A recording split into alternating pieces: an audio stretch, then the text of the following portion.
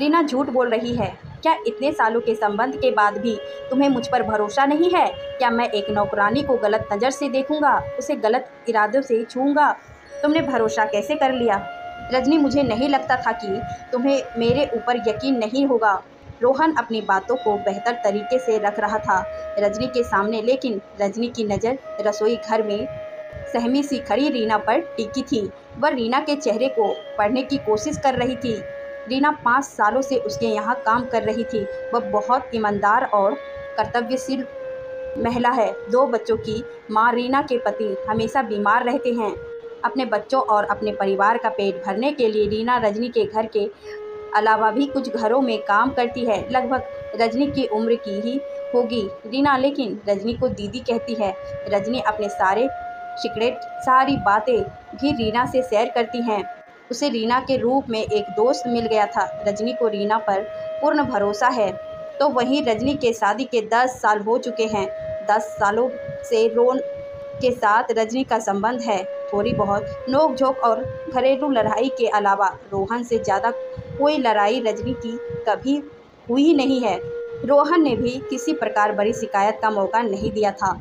रजनी को पैर में हमेशा दर्द रहता है। वह पार्ट टाइम कुछ काम भी करती है, तो उसे काम वाली रखने की ज़रूरत पड़ गई। जबकि रोहन के ऑफिस कोई निश्चित टाइम नहीं है। कभी वह 1 सप्ताह तक लगातार ऑफिस जाता है, तो कभी 12-14 घंटा लगातार, या 1 सप्ताह भी ऑफिस टूर पर बाहर रहता। रजनी और रोहन के भी 2 बच्चे हैं। रजनी पढ़ी लिखी समझदार महिला है। परिवार, रिश्ते, समाज सभी में समझ से बैठाकर चलती है। लेकिन आज अचानक यह किरदार सामने आया तो रजनी कुछ फैसला नहीं कर पा रही है। उसने रोहन से बस इतना ही कहा, रोहन, रीना झूठ तो नहीं बोलेगी ना? आखिर वह इतने दिनों से हमारे यहाँ काम कर रही है, आज अचानक से इतना बड़ा झूठ क्यों बोलेगी? रोहन ने कहा, यह तो रीना ही बता सकती है ना। और रजनी ने रीना से भी कहा, रीना, क्या आज पहली बार ऐसा हुआ? नहीं दीदी साहब की नज़र मुझे पहले से ही गलत लगती थी, पर आपका विश्वास और मेरी अपनी काम की ज़रूरत ने मुझे ज़्यादा कुछ बोलने से रोक दिया। लेकिन आज जब रोहन भैया किचन पानी लेने आए तो मेरे शरीर पर गलत तरीके से हाथ रखा तो मुझे बर्दाश्त नहीं हो पाया। और दीदी जी, मैंने आपको आवाज़ लगाया कि रोहन भैया मेरे साथ क्या कर रहे हैं। रजनी ने देखा रीना आंखें मिलाकर रजनी को सारी बातें बता रही है, जबकि रोहन की बातें में बनावटीपन था। रजनी रीना को लेकर पुलिस स्टेशन जाने लगी। रोहन ने रजनी से कहा, रजनी, बिना सबूत का कुछ साबित नहीं कर पाओगी। क्यों समाज में अपने परिवार और रीना का नाम बदनाम करोगी?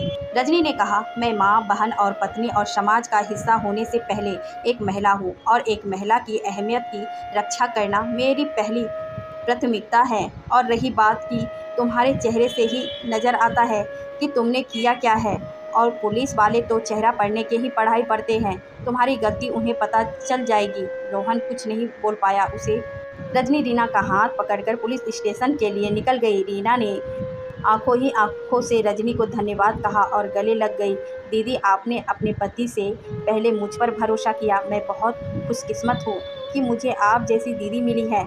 रजनी ने कहा, रीना, मैंने तुम पर नहीं, तुम्हारे चेहरे के भावों पर यकीन किया। हम लाख छुपाए, पर चेहरे हमारी अहमियत, असलियत बता देती है। यह बात भी सच है। मैंने रोहन पर यकीन किया था, लेकिन आज मैंने उसका चेहरा पढ़ा। वही अपनी गलतियां छुपाने की कोशिश कर रहा था, और तुम अपनी सच्चाई बताने की। आज रजनी भी खुश थी कि वह सच का साथ दे रही है। उसके चेहरे पर आत्मविश्वास साफ झलक रहा था।